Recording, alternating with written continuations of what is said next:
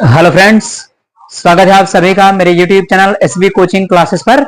और जैसा कि मैंने आपको अपने पिछले वीडियो में जो आपका चैप्टर नंबर 3 था केमिकल काइनेटिक्स यानी रासायनिक बलगतिकी है ना, तो उस चैप्टर को मैंने पूरी तरीके से एंड कर दिया था।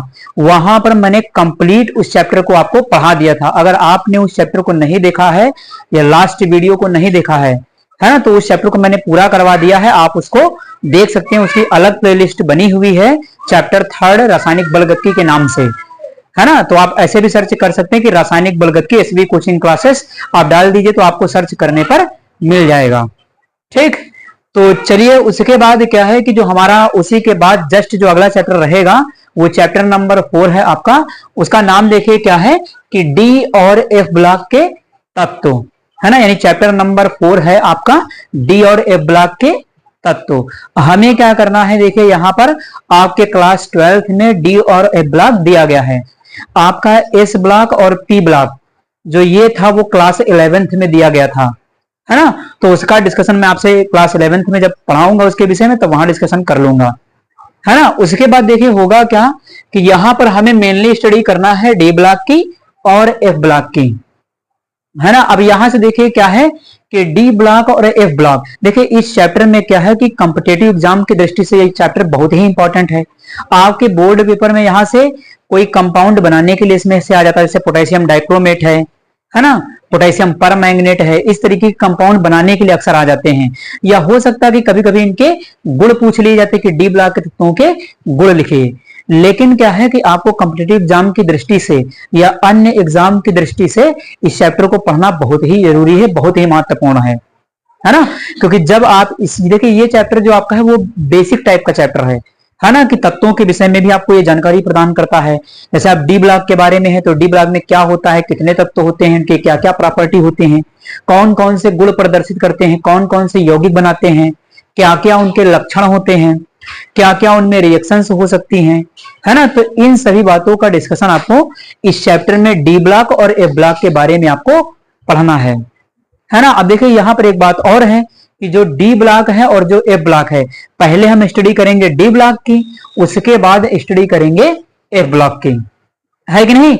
उससे पहले देखिए क्या है, जैसे आपसे एक कॉमन वर्ड का क्वेश्चन आता है कि भाई अगर इस चैप्टर का नाम डी ब्लॉक और एफ ब्लॉक के तत्व है तो सबसे पहले हमें यह पता होना चाहिए कि डी ब्लॉक के तत्व क्या होते हैं, है कि नहीं, या डी ब्लॉक क्या होता है ना। तो इसके जैसी आपने देखिए यहां पर आपके सामने बनी हुई पीरियोडिक टेबल, इसको कहते हैं आधुनिक आवर्त सारणी, मॉडर्न पीरियोडिक टेबल, है ना। तो ये आपके सामने क्या बनी हुई है, आवर्त सारणी।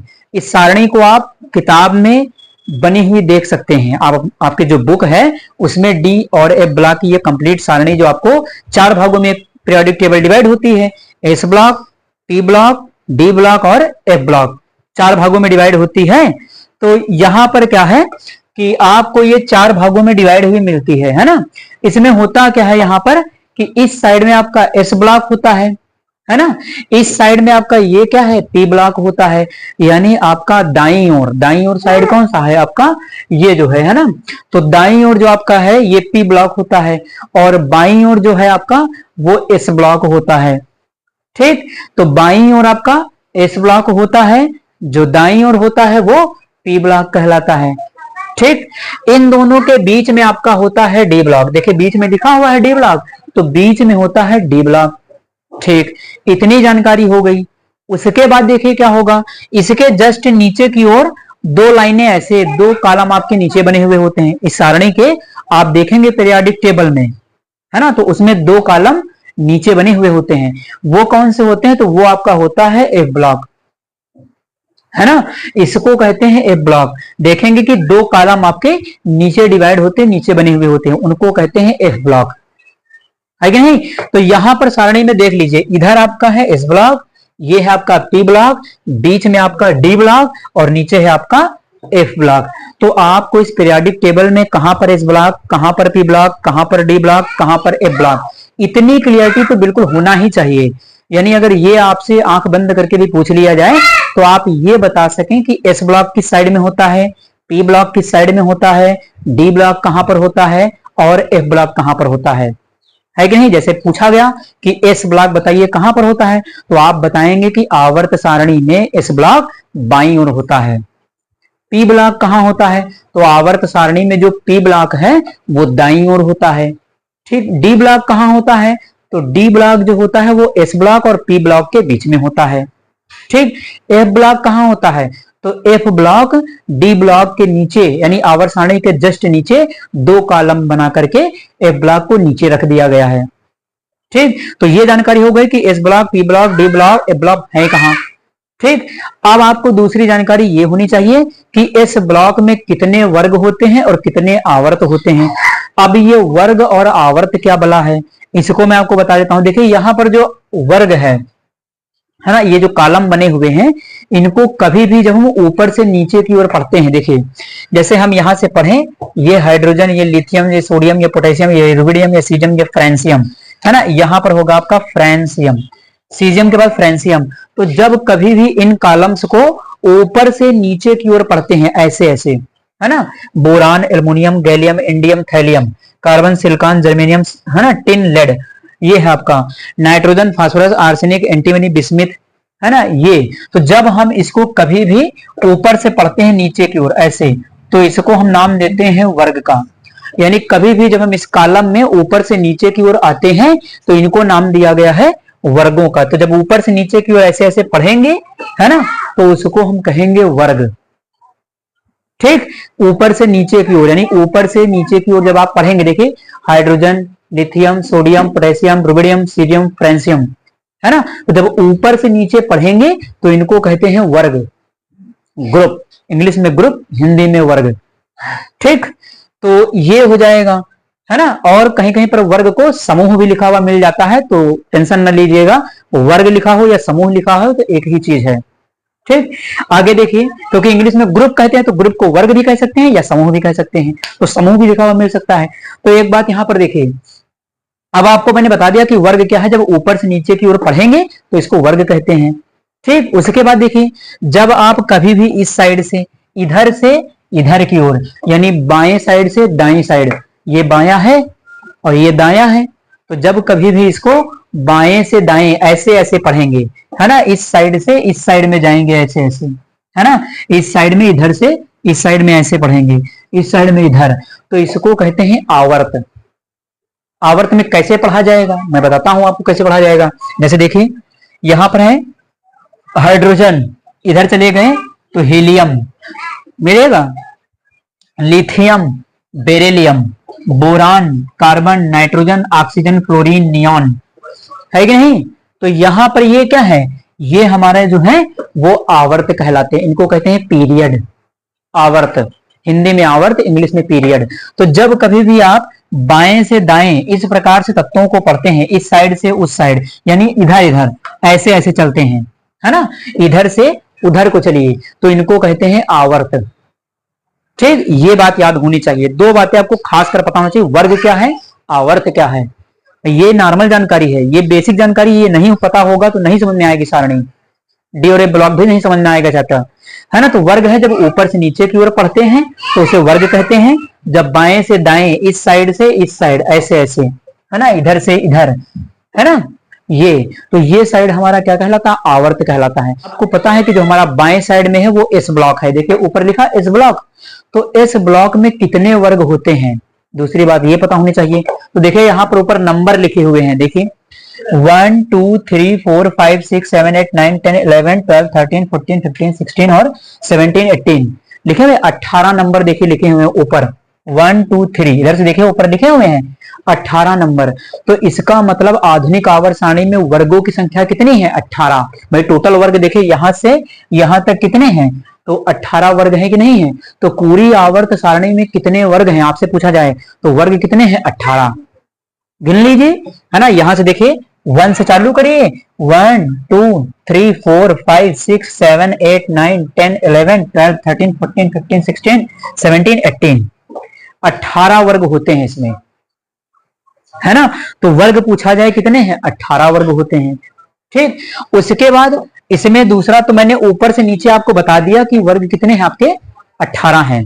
क्योंकि समय आप ऊपर से नीचे गिन लीजिए, पहला वर्ग, दूसरा वर्ग, तीसरा वर्ग, चौथा वर्ग, पांचवा वर्ग, छठा वर्ग, सातवां, आठवां, नवा, 10वां, 11वां, 12वां, 13वां, ये 14वां, ये 15वां, ये 16वां, ये 17वां, ये 18वां। तो जब ऊपर से नीचे आप देखते हैं तो ये वर्ग कहलाएंगे ग्रुप। ग्रुप कितने हो गए? 18। अब आवर्त, आवर्त के लिए क्या करना होगा आपको? बाएं से दाएं चलना होगा। किधर से? इधर से इधर चलना होगा।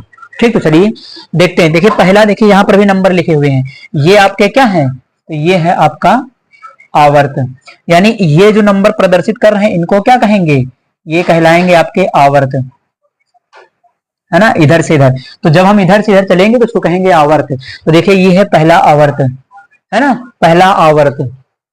ठीक, दूसरा आवर्त, इसमें चलेंगे, दूसरे आवर्त में कहां से? लिथियम। तीसरा आवर्त कहां चालू है? सोडियम से। चौथा आवर्त कहां चालू है? पोटेशियम से। पांचवा आवर्त कहां से चालू है? रुबिडियम से। छठा आवर्त कहां से चालू है? सीजियम से। और सातवां आवर्त कहां से चालू है? फ्रेंसियम से चालू है कि नहीं? देखिए यहाँ फ्रेंसियम लिखा है, तो सातवां आवर्त जो है आपका वो फ्रेंसियम से चालू होता है ना। तो अब पता चल गया कि आवर्त सारणी में आवर्त कितने हैं, तो गिन लीजिए। पहला आवर्त, दूसरा आवर्त, तीसरा आवर्त, चौथा आवर्त, पांचवा आवर्त, छठा आवर्त और सातवां आवर्त। तो ये 7 आवर्त होते हैं, यानी आधुनिक आवर्त सारणी में 7 आवर्त होते हैं। तो पता चल गया कि 18 वर्ग हैं और 7 क्या हैं? आवर्त हैं, पीरियड कहते हैं इसको। ठीक, तो ये जानकारी हो गई। अब देखिए ऊपर देखिए, एस ब्लॉक में कितने वर्ग हैं आपसे पूछा जाए, आपसे पूछा जाए कि एस ब्लॉक में कितने वर्ग होते हैं, तो जरा गिनिए इस ब्लॉक में कितने नंबर। देखिए एस ब्लॉक कहाँ? यहां से यहां तक। देखिए 1 और 2, 1 और 2 कितने वर्ग हैं? केवल 2 वर्ग हैं, है कि नहीं? तो पता चल गया कि इस ब्लॉक में केवल केवल कितने वर्ग होते हैं? तो 2 वर्ग होते हैं। ऊपर से नीचे गिनिए, देखिए एक ये वर्ग और एक ये वर्ग। पहले वर्ग में कौन है? Hydrogen, lithium, sodium, potassium, rubidium, caesium, francium. दूसरे वर्ग में beryllium, magnesium, calcium, strontium, barium और रेडियम, है कि नहीं? तो ये आपके इस ब्लॉक के 2 वर्ग हो गए, यानी इस ब्लॉक में 2 वर्ग होते हैं। ठीक, इसमें से पहले वर्ग को क्षार धातुएं कहते हैं और दूसरे वर्ग के तत्वों को क्षारीय मृदा धातुएं कहते हैं। ये याद रखिएगा, ये अभी केवल याद करने का आपको मैंने पॉइंट बता दिया, ध्यान रखिएगा बस। ठीक, तो पहले इस ब्लॉक के पहले वर्ग को, पहले वर्ग के तत्वों को क्या कहते हैं? क्षार धातुएं। दूसरे वर्ग के तत्वों को क्या कहते हैं? क्षारीय मृदा धातुएं। ठीक, ये बात हो गई। उसके बाद देखिए यहां पर क्या है? बीच में आपका डी ब्लॉक है, डी ब्लॉक है। अब डी ब्लॉक में कितने वर्ग होते हैं ये आपको बताना होगा। तो डी ब्लॉक में देखिए वर्ग कितने हैं, तो यहां पर देखिए डी ब्लॉक में गिनिए, 1 वर्ग, 2, 3, 4, 5, 6, 7, 8, 9, 10, यानी डी ब्लॉक में कितने वर्ग हैं? 10 वर्ग हैं। तो डी ब्लॉक में वर्गों की संख्या पता चल गई। आपसे क्वेश्चन पूछा जा सकता है कि डी ब्लॉक में कितने वर्ग होते हैं, तो डी ब्लॉक में 10 वर्ग होते हैं, है ना। उसके बाद देखिए प्रत्येक वर्ग में कितने तत्व होते हैं, तो जरा गिन लीजिए, 1, 2, 3, 4, यानी प्रत्येक वर्ग में 4 तत्व हैं। टोटल वर्गों की संख्या डी ब्लॉक में कितनी है? 10। और एक वर्ग में, डी ब्लॉक के एक वर्ग में तत्वों की संख्या कितनी है? 4। तो 10 वर्ग में तत्वों की संख्या कितनी हो जाएगी? 40, है कि नहीं। तो ये कितना हो जाएगा, आपको ध्यान रखना है कि डी ब्लॉक में कुल तत्वों की संख्या कितनी है? 40। कहां से पता चला? क्योंकि डी ब्लॉक में 10 वर्ग होते हैं, डी ब्लॉक में 10 वर्ग हैं। देखिए 3 से लेकर के 12 तक हैं, 3 से लेकर के 12 तक हैं, आप इनको गिन सकते हैं, ये 10 वर्ग हैं। ठीक, तो 3 से लेकर के 12 तक इसमें वर्ग होते हैं। 3 से 12 वर्ग तक की डी ब्लॉक के तत्वों को रखा गया है, यानी वर्ग 3 से लेकर के वर्ग 12 तक डी ब्लॉक के तत्वों को रखा गया है। इसमें तत्वों की संख्या कितनी है? तो एक वर्ग में 4 तत्व, स्कैंडियम, इट्रिवियम, लैंथनम, एक्टिनियम। तो इसी तरीके से सब में होंगे 4-4, है ना। तो उसके बाद फिर क्या है, देखिए प्रत्येक वर्ग में 4-4 तत्व हैं, तो 10 वर्ग मिलाकर के 10 चौक कितना हो जाएगा? 40, यानी वर्गों की संख्या कितनी हो गई? तो 40 हो गई, 40 हो गई। तो डी ब्लॉक में 10 वर्ग हैं और एक वर्ग में 4 तत्व, तो इस प्रकार से डी ब्लॉक में कितने तत्व हैं? टोटल 40 तत्व हो जाएंगे। ठीक, चलिए, तो 3 नंबर से 12 नंबर तक के डी ब्लॉक के तत्वों को रखा गया है। उसके बाद देखिए क्या है, इधर आता है आपका पी ब्लॉक। अभी केवल वर्ग पर डिस्कशन कर रहे हैं, आवर्त पर अभी करेंगे। ठीक, तो पी ब्लॉक देखिए आता है। पी ब्लॉक में कितने वर्ग हैं? तो गिन लीजिए, 1, 1 2 3 4 5 6 है कि नहीं। तो पी ब्लॉक में कितने वर्ग हैं आपके? 6 वर्ग हैं। ठीक, तो पी ब्लॉक में वर्गों की संख्या कितनी है? 6 है। ये तो आपको पता चल गया कि पी ब्लॉक में वर्गों की संख्या कितनी है? 6। देखिए गिन लीजिए, यहां से ऐसे ऐसे गिन लीजिए ऊपर से नीचे, 6 वर्ग आपको मिलेंगे, है कि नहीं। इसका देखिए, इसका जो पहला वर्ग यानी ये कहां से? वर्ग नंबर 13 से चालू होते हैं पी ब्लॉक के तत्व। तो पी ब्लॉक के तत्व वर्ग नंबर 13 से चालू होकर के 18 पर खत्म हो जाते हैं। तो 13 से 18 6 वर्ग हैं, आप गिन लीजिए। सर देखिए क्या है कि पी ब्लॉक में तत्वों की संख्या कितनी है, अब तत्वों की संख्या आपसे पूछी जाए तो गिन सकते हैं। एक देखिए कितने 6 वर्ग हैं, गिन लीजिए। यहां से देखिए 1 2 3 4 5 6 है ना, यानी 6 वर्ग हैं। और 6 वर्ग में देखिए 13 से लगा करके 17 में कितने हैं? 6 तत्व हैं, है ना। तो ये कितने हो गए? 6 36 यानी 36 हो गए। और 7वें वर्ग में ये जो छठे वर्ग में देखिए 7 तत्व हैं, है ना। इस वाले में कितने हैं? 7। देखिए ऊपर हीलियम भी है।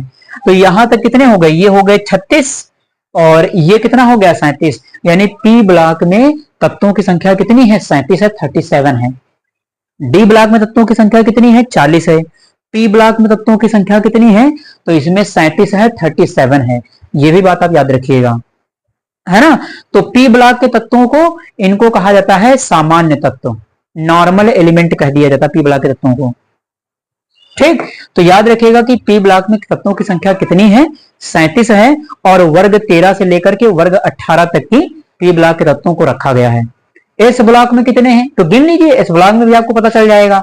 यहां पर देखिए 1 2 3 4 5 6 7 7 हैं, 7 यहां हो गए और 6 आपके यहां पर हैं। तो 7 और 6 कितने हो गए? 13। यानी एस ब्लॉक में तत्वों की संख्या कितनी है? 13 है।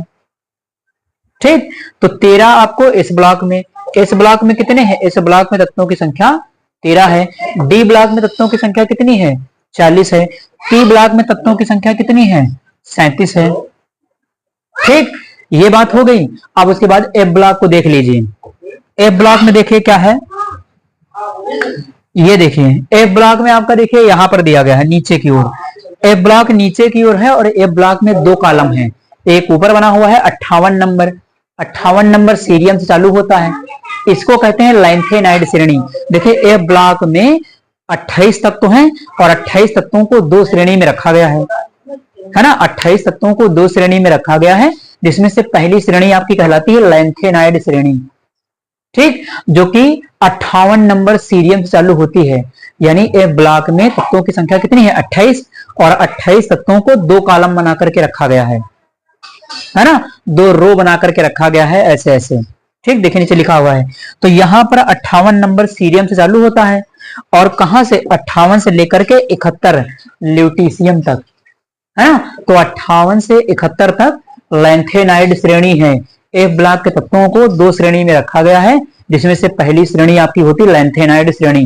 देखिए यहां पर लिखी हुई लैंथेनाइड श्रेणी 58 नंबर से चालू होकर के 58 नंबर का परमाणु क्रमांक के तत्व का नाम क्या है? सीरियम। यानी सीरियम से चालू होकर के ल्यूटीशियम 71 नंबर ल्यूटीशियम तक है। 14 तत्वों की श्रेणी पहली है, इसको कहा गया लैंथेनाइड श्रेणी। उसके बाद 14 तत्वों की दूसरी श्रेणी है जिसका नाम है एक्टिनाइड श्रेणी। एफ ब्लॉक में 2 श्रेणी है, पहली लैंथेनाइड सीरियम से चालू होती है 58 नंबर से, दूसरी है एक्टिनाइड जो कि 90 नंबर थोरियम से चालू होती है और थोरियम से लेकर के 103 नंबर लेवेरेंसियम तक जाती है। ठीक, तो ये आपको याद रखना है ना, कि जो आपकी लैंथेनाइड श्रेणी है वो 58 नंबर सीरियम से चालू होती है और ल्यूटीशियम 71 नंबर तक जाती है। एक्टिनाइड जो श्रेणी है वो 90 नंबर थोरियम से चालू होती है और 103 नंबर लेवेरेंसियम पर जाकर के खत्म हो जाती है। तो 14 तत्व तो इसमें है, आप गिन सकते हैं। मैंने सारे तत्वों को यहाँ पर नहीं लिखा है, अभी मैं पीरियोडिक टेबल का डायग्राम आपकी स्क्रीन पर लगा दूंगा, तो उसको आप बिल्कुल देख लीजिएगा। जो मैंने बताया सब वहां पर लिखा है, क्योंकि यहाँ पर सारे एलिमेंट बोर्ड पर नहीं आ सकते थे, इसलिए मैंने सभी को नहीं लिखा है।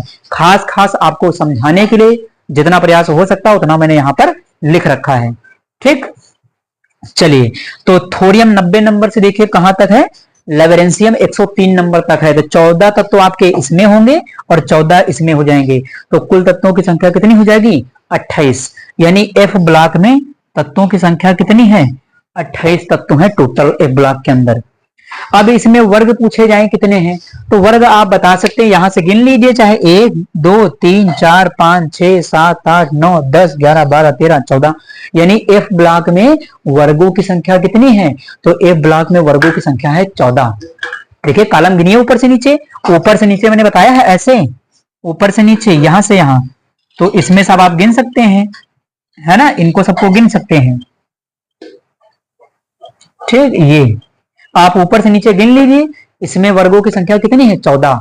तो ये आपको बात याद रखनी है कि एफ ब्लॉक में वर्गों की संख्या कितनी है 14 है, यानी एफ ब्लॉक में वर्ग कितने हैं 14 हैं, तत्व कितने हैं तो 28 हैं। ठीक, उसके बाद हम बात करते हैं आवर्त के विषय में। वर्ग की जानकारी मैंने आपको बता दिया, तत्वों की संख्या बता दिया कि एफ ब्लॉक में, पी ब्लॉक में, एस ब्लॉक में, डी ब्लॉक में कितनी है ना।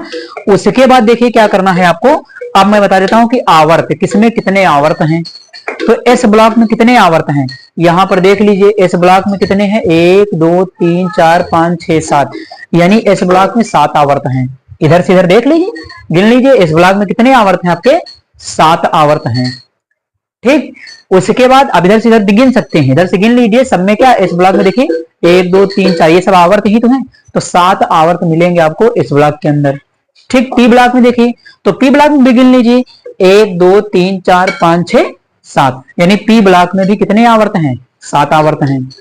ठीक, उसके बाद डी ब्लॉक में कितने आवर्त हैं, तो यहां पर तो डी ब्लॉक के तत्व तो है नहीं, है कि नहीं, डी ब्लॉक के तत्व तो यहां चालू हुए हैं, देखिए इस चौथे आवर्त से, तो 1 2 3 4, यानी डी ब्लॉक में आवर्त कितने हैं तो 4 आवर्त हैं, है कि नहीं। यहां पर देख लीजिए, डी ब्लॉक में चौथा है, देखिए डी ब्लॉक का पहला आवर्त कहां से चालू होता है, जैसे पूछ लिया जाए, देखिए 4 नंबर यहां लिखा है, चौथा आवर्त है, और डी ब्लॉक के तत्व तो कहां यहां से चालू है, 21 नंबर से चालू हुए हैं, तो यहाँ चौथा आवर्त ये है, और इसका जो पहला, अब चौथे को हम पहला कह सकते हैं भाई, डी ब्लॉक में अगर 4 आवर्त हैं तो पहला आवर्त, दूसरा आवर्त, तीसरा आवर्त, चौथा आवर्त, है कि नहीं।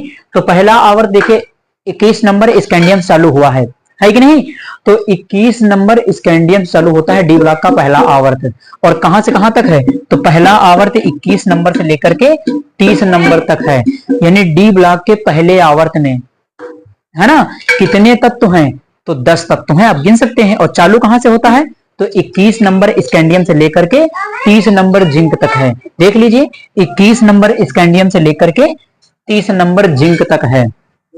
ठीक, ये बता दिया मैंने आपको।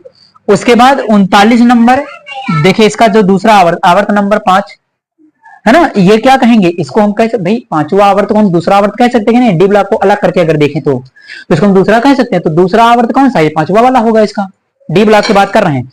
तो यहां पर इसका दूसरा आवर्त कहां चालू होता है, तो 39 नंबर इट्रेबियम से लेकर के, देखिए वाई लिखा है, वाई का मतलब इट्रेबियम, तो 39 नंबर इट्रेबियम से लेकर के कहां तक है, 48 नंबर कैडमियम तक है, यानी इसके अंदर भी 10 तत्व हैं।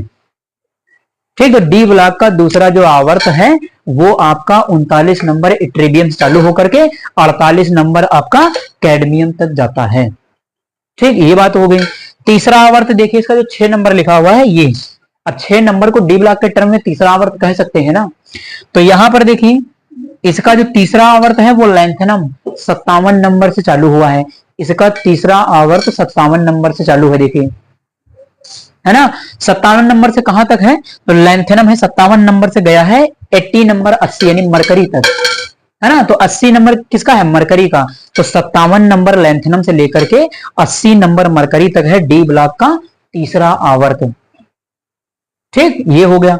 उसके बाद देखिए इसका जो चौथा आवर्त है, लास्ट इसका आवर्त डी ब्लॉक का, तो देखिए ये है कहां चालू हुआ है, तो 89 नंबर एक्टिनियम चालू हुआ है, 89 नंबर एक्टिनियम चालू हुआ है ना। तो यहां पर देख लीजिए 89 नंबर एक्टिनियम से लेकर के अननबियम, इसको कहते हैं अननबियम, सीएन को कहते हैं अननबियम, 112 नंबर तक है। ठीक, तो चौथा आवर्त जो आपका है वो 89 नंबर एक्टिनियम से लेकर के कहां तक है, 112 नंबर अननबियम, सीएन को क्या कहते हैं, सीएन को कहते हैं अननबियम। ठीक, तो 112 नंबर आपका अननबियम है, यहां तक आपका है। तो इसमें भी कितने तत्व हैं, 10, तो कितने हो गए 10 10 20 10 30 10 40, तो डी ब्लॉक के तत्वों की संख्या कितनी हो गई 40। ठीक, तो आवर्त से भी आपको पता चल जाएगा। अब एक बात यहां पर ये देखिएगा, यहां पर ये देखिएगा कि जो 57 नंबर है, ये जो एफ ब्लॉक की दो श्रेणियां निकाली गई, ये कहां से निकाली गई हैं? तो देखिए यहां पर क्या है, 57 के बाद 80 आ गया, और ये बीच के इतने एलिमेंट कहां चले गए भैया? अगर आप विन्यास लिखेंगे तो 57 10 कितना होगा? 67 होगा। तो यहां पर 67 होना चाहिए था डी ब्लॉक में अगर है, तो बाकी तक तो कहां गए? तो देखिए 57 के बाद जो आपका है, 57 के बाद आपका ये जो है चले गए लैंथेनाइड श्रेणी में। 57 के बाद देखिए कहां है, 58 नंबर नीचे आ गया। 89 के बाद देखिए ये वाला जो आपका है, 89 के बाद ये कहां चला गया? ये चला गया 90 आपका एफ ब्लॉक में।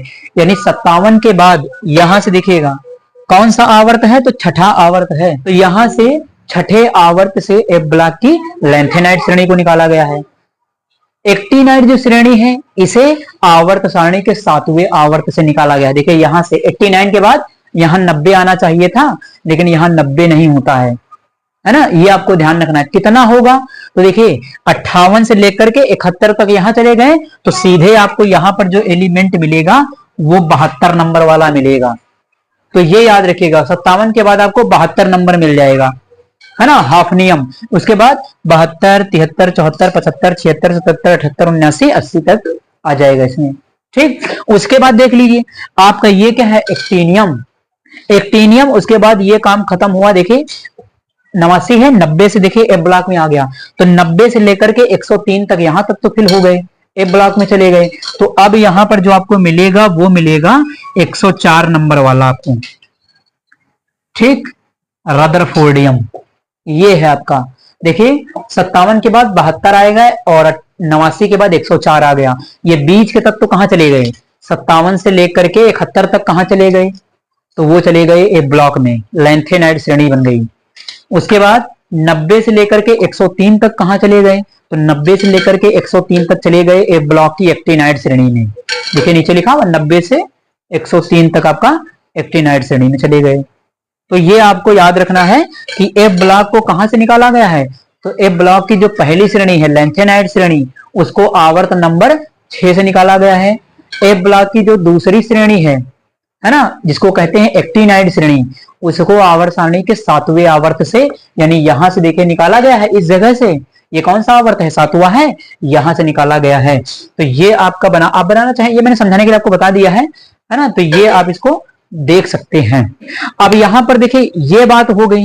एक छोटी सी बात मैं और आपको बता देता हूं, ज्यादा नहीं, उसके बाद आप इसका स्क्रीनशॉट लेंगे, फिर मैं इसके आगे और आपसे डिस्कशन करूंगा अभी। ठीक, तो यहां पर देखिए छोटी सी बात ये है, आवर्त सारणी में कुल तत्वों की संख्या कितनी है? 118।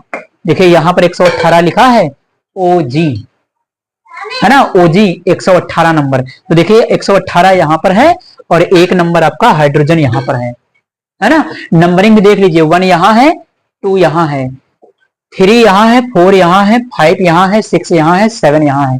यानी आवर्त सारणी जो आपकी है वो आवर्तों के हिसाब से ऐसे बनी हुई है ना, परमाणु क्रमांक के हिसाब से ये आपकी बाएं से दाएं चलती है सारणी, ये ध्यान रखिएगा। ठीक, जैसे यहां पर देखिए 3, 4, 5, 6, 7, 8, 9, 10, 11, 12, फिर देखिए एल्युमिनियम 13, 14, 15, 16, फिर ये देखिए 17, 18 हो गया, उधर 19, 20, 21, 22, 23, 24 ऐसे चलेगा। ठीक, यहां पर भी देख सकते हैं 37, 38, 39, 40। तो ये हमेशा जो श्रेणी आपकी है वो बाएं से दाईं ओर चलती है, ये आपको याद रखना है। ठीक, तो ये है आपका इस सारणी का सामान्य परिचय। इतनी बात आपको जानकारी होना बहुत अनिवार्य था कि कितने ब्लॉक, कितने आवर्त, तत्वों की संख्या किसमें कितनी है, कौन कहां से किस आवर्त से आता है, ये आपको जानकारी होनी चाहिए थी, है कि नहीं? तो आप इस सारणी का स्क्रीनशॉट ले लीजिए, फिर मैं अगली सारणी के माध्यम से आपको थोड़ी सी बातें और क्लियर कर दूंगा।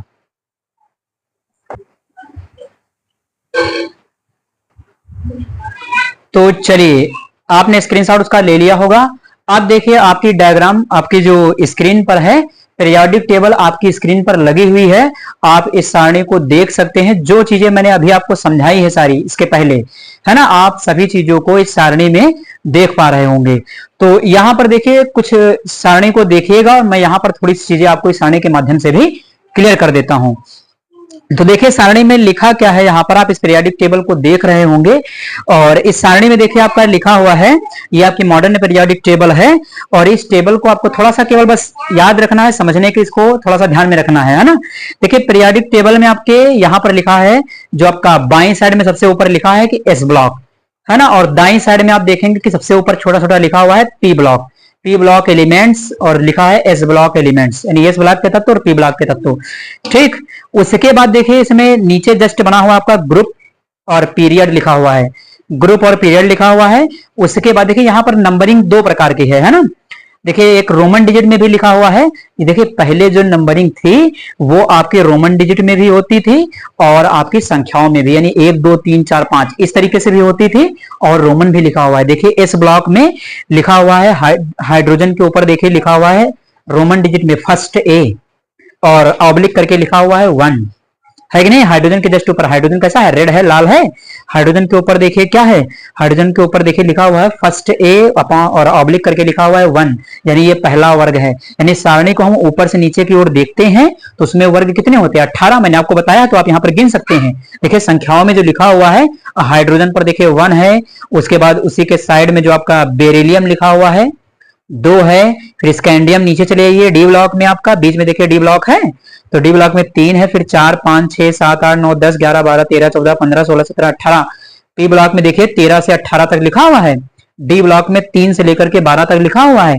आप इन सभी को देख रहे होंगे है ना, बीच में डी ब्लॉक है और आपके जो बाएं साइड में वो एस ब्लॉक है और जो दाएं साइड में है वो पी ब्लॉक है। इसके नीचे जस्ट क्या है आपकी ए ब्लॉक वाली सारणी है, आप इसको भी देख पा रहे होंगे है ना। नीचे देखिए ए ब्लॉक लैंथेनाइड लिखा हुआ है, एक्टिनाइड देखिए लैंथेनम लिखा 57 नंबर 57, और उसके बाद उसी के नीचे जस्ट एसी लिखा हुआ है एक्टिनियम 89 नंबर, है कि नहीं। तो ये दो श्रेणी आपकी किसकी हैं, एफ ब्लॉक की हैं। जो मैंने चीजें अभी आपको समझाई है, यहाँ पर देखिए सारे एलिमेंट भी आपके सामने लिखे हुए, आप इसका स्क्रीनशॉट लेना चाहें तो ले भी सकते हैं, है कि नहीं।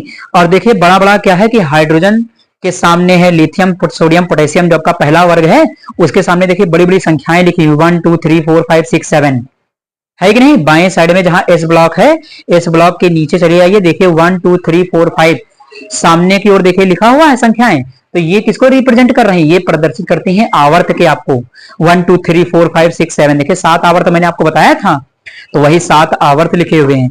18 वर्ग आपके लिखे हुए हैं ऊपर, है ना। रोमन डिजिट में है संख्याएं, वो भी लिखी हुई है। देखिए हाइड्रोजन के ऊपर फर्स्ट ए लिखा है, बेरिलियम के ऊपर सेकंड ए लिखा है, स्कैंडियम के ऊपर थर्ड बी लिखा है, टाइटेनियम डी ब्लॉक में आइए 23 नंबर लिखा, 21 नंबर लिखा हुआ है, उसमें थर्ड भी लिखा है। 22 नंबर में देखिए टाइटेनियम लिखा है, उसमें फोर्थ भी लिखा है।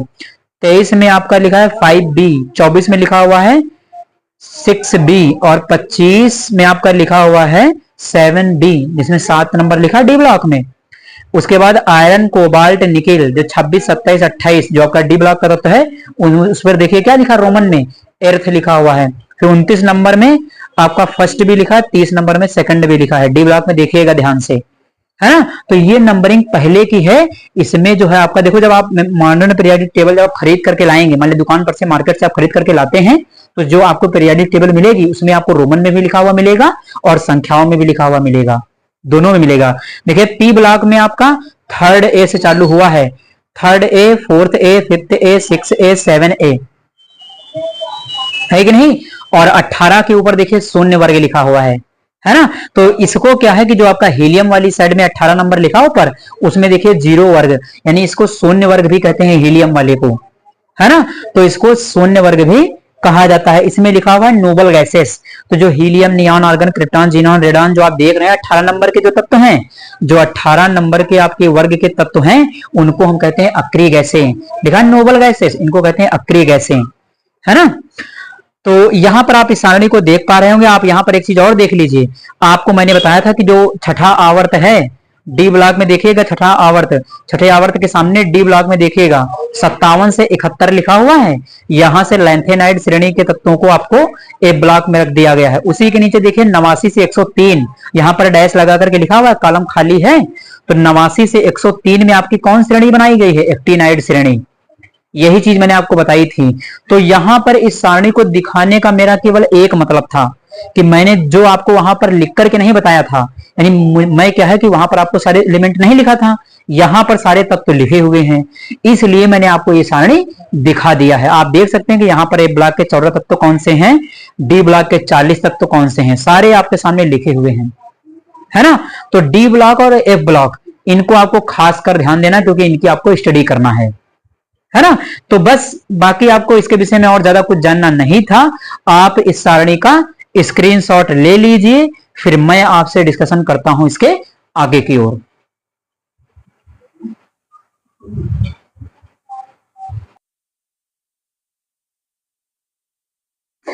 तो चलिए, तो मैंने आपको जितनी जानकारी दी है उसमें से हो सकता है कि कुछ जानकारी आपको शायद ना हो पाई हो, वरना लगभग जितनी क्लियरिटी आपको होनी चाहिए, जितना आपको इसमें पता होना चाहिए, अगर आप उस वीडियो को थोड़ा सा जितना मैंने पढ़ाया है आपको इसको ध्यान से देख लेंगे तो आपको बहुत सारी बातें आवर्त सारणी के बारे में क्लियर हो जाएंगी। देखिए, पूरी सारणी का डिस्कशन किया भी नहीं जा सकता, क्योंकि यहाँ पर हम क्लास 12th में डी और ए ब्लॉक का डिस्कशन कर रहे हैं।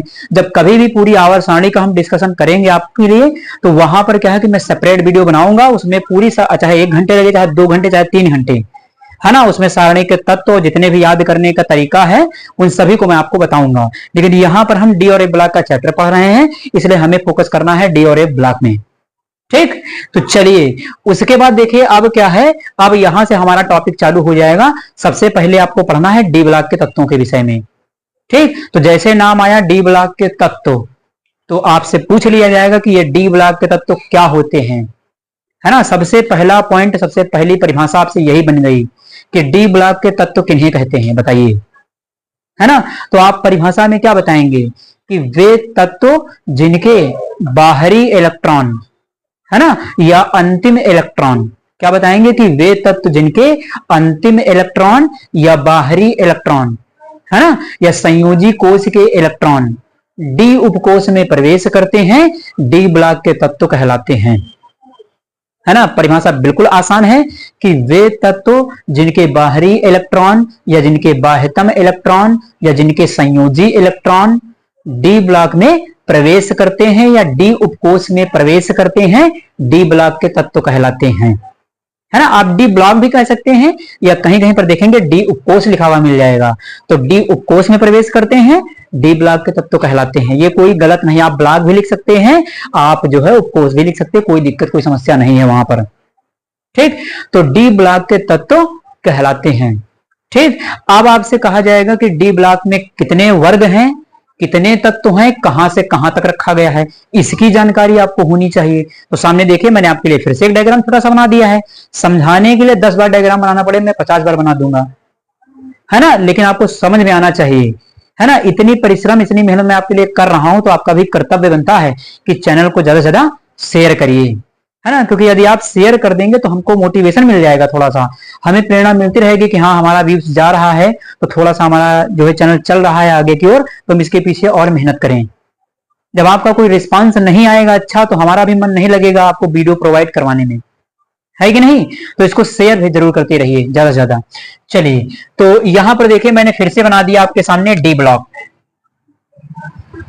है ना। यहां पर मैंने आपके सामने फिर से ले लिया आपका डी ब्लॉक, मैंने बना दिया डी ब्लॉक। अब S block, P block, F block की जरूरत मुझे नहीं है, क्योंकि हम डिस्कशन कर रहे हैं डी ब्लॉक के तत्वों का, ठीक। तो यहां से देख लीजिए, मैंने अभी बताया आपको डी ब्लॉक में कितने वर्ग हैं, 10। आप गिन लीजिए, 3 से चालू हुआ, 12 पर खत्म हुआ। तो ये संख्याओं के रूप में मैंने अभी आपको सारणी दिखाई थी, उसमें मैंने बताया था कि रोमन में भी लिखा है, संख्याओं में भी लिखा है। तो संख्या में देखिए 3 से लेकर के 12 तक आप गिन लीजिए, ऊपर से नीचे, ऊपर से नीचे गिन लीजिए, इसमें कितने हैं, 10 वर्ग होंगे। ऊपर से नीचे जाने पर क्या कहते हैं उन्हें, वर्ग। तो वर्ग कितने हैं, 3 से लेकर के 12 तक, ये कितने वर्ग हो गए, तो ये हो गए 10 वर्ग।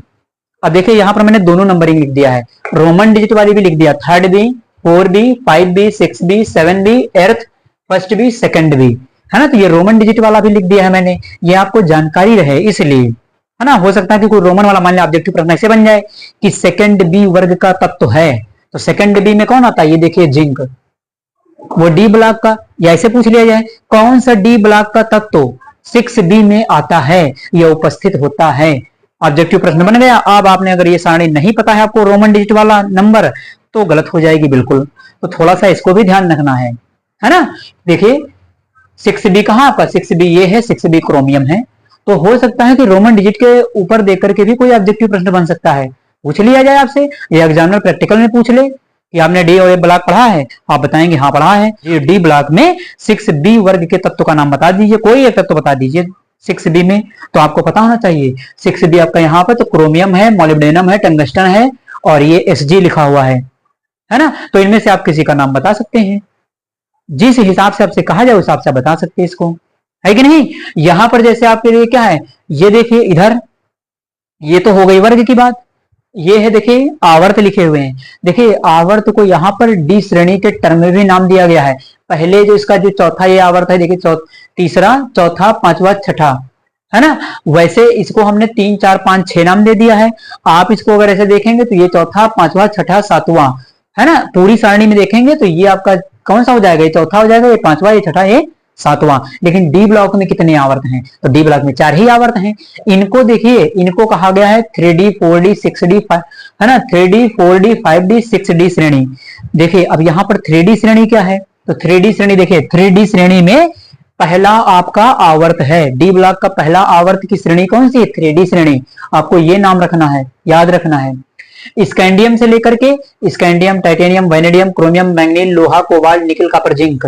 मुझे तो याद है scandium, titanium, vanadium, chromium, manganese, लोहा, कोबाल्ट, निकल, कॉपर, जिंक, है ना। तो यहाँ 21 से लेकर के 30 तक के एलिमेंट आपके इसके अंदर आते हैं, ठीक। उसके बाद क्या है आपका 4D श्रेणी।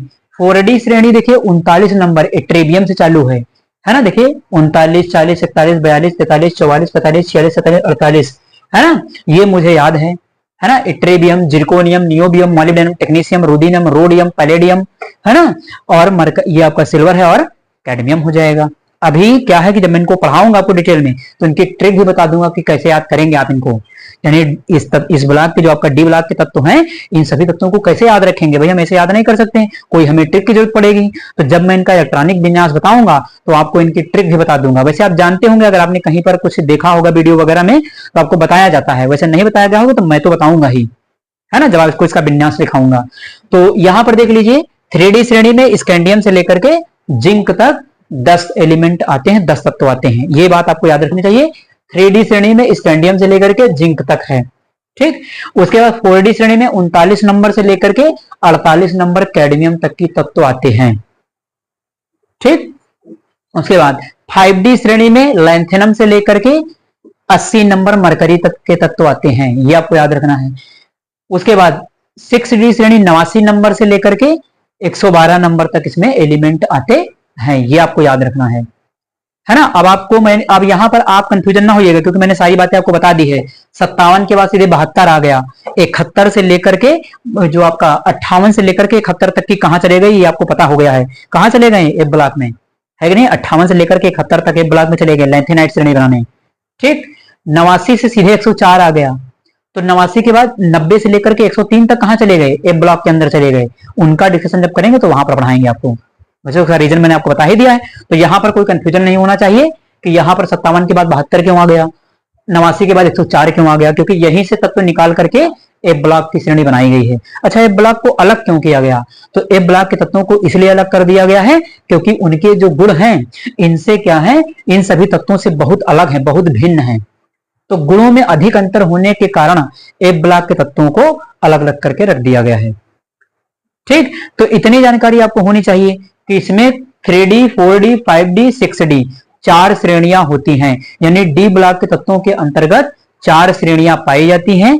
तो यहां पर फिर क्या है, देखिए 3D जो श्रेणी है, 3D श्रेणी में कहां से एलिमेंट हैं, 21 नंबर स्कैंडियम से लेकर के 30 नंबर जिंक तक। तो चलिए लिख देते हैं यहां पर 3D श्रेणी, है ना, 3D श्रेणी। 3D श्रेणी में कहां से 21 नंबर आपका स्कैंडियम से लेकर के डॉट डॉट कर देंगे 30 नंबर जिंक तक के एलिमेंट होते हैं 3D श्रेणी के अंदर, ये आपको याद रखना है 10, ठीक।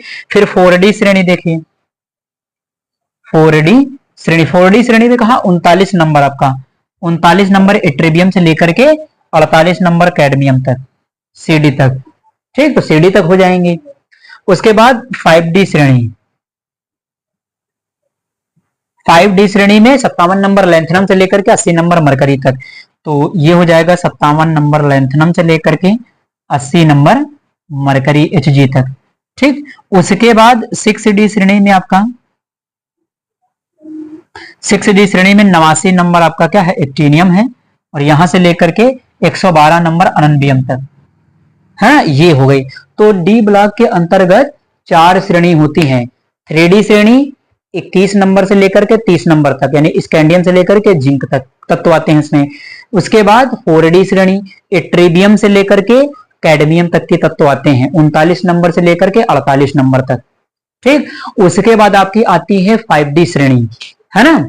तो 5D श्रेणी में क्या है, लैंथेनम 57 नंबर से लेकर के 80 मरकरी तक के तत्व आते हैं। उसके बाद आपकी जो 6D श्रेणी है उसके अंतर्गत आपका 89 नंबर एक्टिनियम से लेकर के 112 नंबर अननबीयम तक तत्व आते हैं। ठीक, तो ये आपकी 4 श्रेणी हो गई। डी ब्लॉक के तत्वों को 4 श्रेणियों में बांटा गया, 3D श्रेणी, 4D श्रेणी, 5D श्रेणी, 6D श्रेणी। ये आपको याद होना चाहिए। मान लो एग्जाम में पूछ ले 6D श्रेणी के किसी तत्व का नाम बताइए, तो आपको ये याद होना चाहिए, है ना।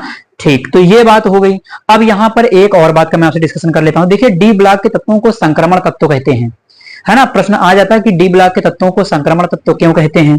तो डी ब्लॉक के तत्वों को संक्रमण तत्व इसलिए कहते हैं क्योंकि डी ब्लॉक एस ब्लॉक और पी ब्लॉक के मध्य में होता है, उसके बीच में होता है। तो ये दोनों से मिलते जुलते गुण प्रदर्शित करता है।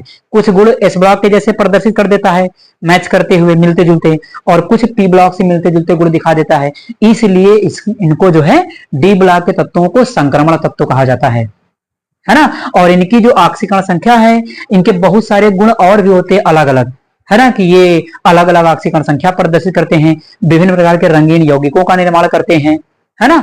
तो इस तरीके के बहुत सारे पॉइंट जो इसमें है वो जोड़ दिए जाते हैं कि इसकी वजह से ये आपके जो है संक्रमण तत्व कहलाते हैं। अब उसमें यहां भी एक क्वेश्चन आ जाता है कि डी ब्लॉक के कौन से तत्व हैं जिन्हें संक्रमण तत्व नहीं कहा जाता है ना। तो ये जो आपका जिंक है, कैडमियम है, मरकरी है, ZnCdHg, ये जो 3 एलिमेंट होते हैं इनको आपको जिंक, कैडमियम, मरकरी याद रखिएगा। जो जिंक है, कैडमियम है और मरकरी है, इन 3 तत्वों को संक्रमण तत्व नहीं कहते हैं। क्यों नहीं कहते हैं, ये भी पूछा जाता है कि इनको क्यों नहीं कहा जाता है।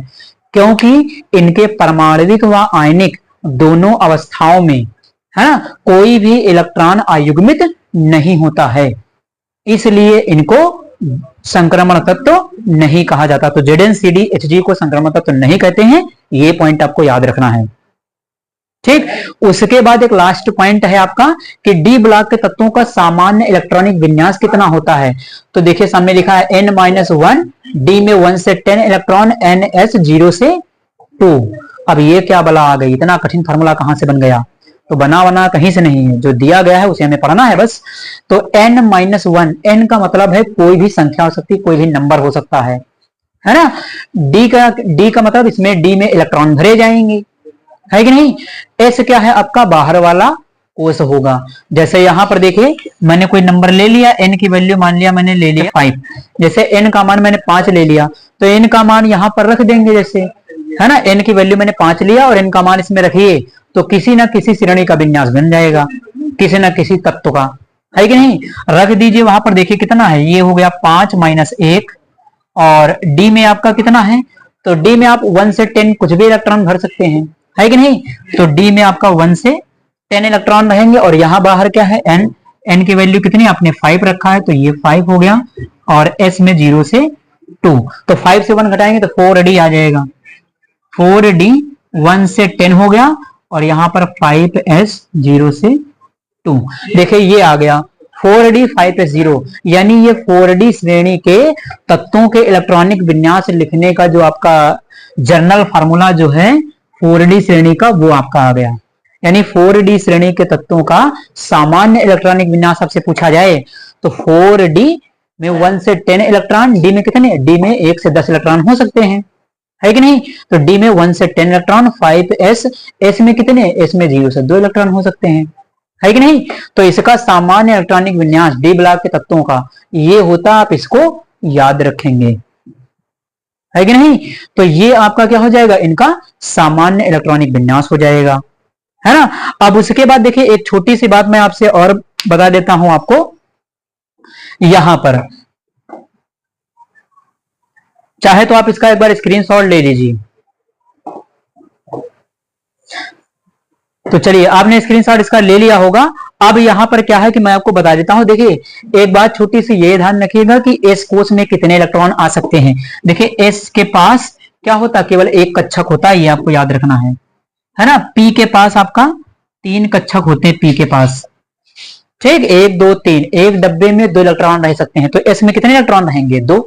एक डब्बे में 2 इलेक्ट्रॉन, इसके पास एक ही डब्बा होता है, तो एक डब्बे में कितने इलेक्ट्रॉन रह सकते हैं, 2। ये आपको याद रखना है। पी के पास कितने डब्बे होते हैं, इनको कहते हैं कक्षक, है ना। ये तो 1 2 3, या इसको उपकोष भी कह सकते हैं, ठीक। तो यहां पर कितने हो जाएंगे, 1 2 3 4 5 6, यानी पी में 6 इलेक्ट्रॉन रह सकते हैं। डी के पास कितने कक्षक होते हैं, तो डी के पास होते हैं 10। डी के पास आपके 5 डब्बे होते हैं और एक डब्बे में 2 इलेक्ट्रॉन, तो इलेक्ट्रॉन कितने हो जाएंगे, टोटल 10 इलेक्ट्रॉन। तो डी के पास कितने डब्बे, 5 डिब्बे, और एक डब्बे में 2 इलेक्ट्रॉन, तो डी में कितने इलेक्ट्रॉन भर सकते हैं, 10। एफ के पास, तो एफ के पास आपका जो होता है वो 7 डब्बे होते हैं इसके पास, है ना। एफ के पास 7 डब्बे और एक डब्बे में 2 इलेक्ट्रॉन, तो एफ के पास कितने इलेक्ट्रॉन आएंगे, 14 इलेक्ट्रॉन। तो एस में अधिकतम 2 इलेक्ट्रॉन भर सकते हैं, पी में अधिकतम 6 इलेक्ट्रॉन भर सकते हैं, डी में अधिकतम 10 इलेक्ट्रॉन भर सकते हैं, और एफ में अधिकतम 14 इलेक्ट्रॉन भर सकते हैं। और जिसमें जितने इलेक्ट्रॉन भर सकते हैं उस ब्लॉक के पास उतने ही वर्ग होते हैं। जैसे एस में 2 इलेक्ट्रॉन भर सकते हैं तो इसके पास 2 वर्ग, पी में 6 इलेक्ट्रॉन भर सकते हैं तो पी के पास 6 वर्ग, डी में 10 इलेक्ट्रॉन भर सकते हैं, 5 डब्बे होते हैं, तो डी में कितने हो जाएंगे, 10 वर्ग। एफ में 14 इलेक्ट्रॉन भर सकते हैं तो एफ के पास कितने हो जाएंगे, 14 वर्ग, ठीक। तो ये जानकारी आपकी हो गई डी ब्लॉक के तत्वों के विषय में, है ना। तो इस प्रकार से क्या है कि जो जनरल डिस्कशन करना था आपसे डी और एफ ब्लॉक के तत्वों के विषय में, है ना, वो मैंने आपसे कर लिया है। यहां पर मैंने पूरी बातें आपको समझाने का पूरा प्रयास किया है कि नहीं। तो उम्मीद करता हूं कि आप सभी को ये समझ में आया हुआ होगा, है ना। और इसके बाद क्या है कि वीडियो को ज्यादा से ज्यादा चैनल को शेयर करते रहिए, क्योंकि इस वीडियो को बनाने में बहुत ही परिश्रम लगता है ना। आपको पढ़ाने से पहले ना जाने कितना कंटेंट तैयार करना पड़ता है कि नहीं। तो आपका भी ये कर्तव्य बनता है कि हमारी मेहनत का आपको वो करना है, यानी इसको ज्यादा से ज्यादा चैनल को शेयर करते रहना है। इसके बाद क्या है कि यहाँ पर स्क्रीन पर आपकी एक थ्योरी आएगी, आप उसका स्क्रीनशॉट भी ले सकते हैं। मैंने जो बताया है आपको, इसकी थ्योरी भी आपकी स्क्रीन पर आ जाएगी, अभी आप उसका स्क्रीनशॉट ले लीजिएगा। तो चलिए फिर मिलते हैं अपने नेक्स्ट लेक्चर में। Thanks for watching this video.